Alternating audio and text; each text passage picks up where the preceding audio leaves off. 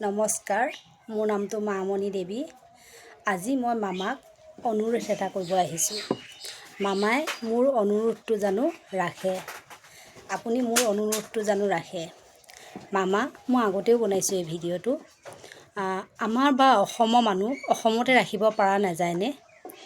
নিশ্চয় পৰা যায়, নহয়নে? আপুনি এইবাৰতো ইলেকশ্যনত জিকিবই, এতিয়া নালাগে, ইলেকশ্যনততো জিকিবই, 100% গেৰাণ্টি আছে। মোৰ পনৰ পৰা মই কৈছোঁ, মোৰ বিশ্বাসৰ পনৰ পৰা কৈছোঁ, 100% গেৰাণ্টি আছে। আপুনি এবাৰতো জিকিবই, হয়নে? আপুনি জিকাৰ পাছত মোৰ অনুৰোধটো ৰাখে জানো?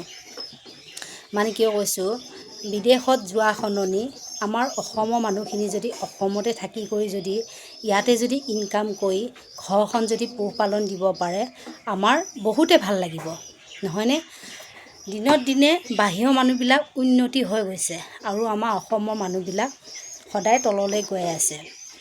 আৰু আপোনাকো মই অনুৰোধ এটা কৰিছোঁ, ইয়াতে ধুনীয়াকৈ এটা মানে আমাৰ অসমখনতে ধুনীয়াকৈ ভাল ডাঙৰ যদি কোম্পেনীবিলাক যদি বহাব পাৰে মামা, আমাৰ অসমৰ মানুহ অসমতে থাকিব পাৰিব।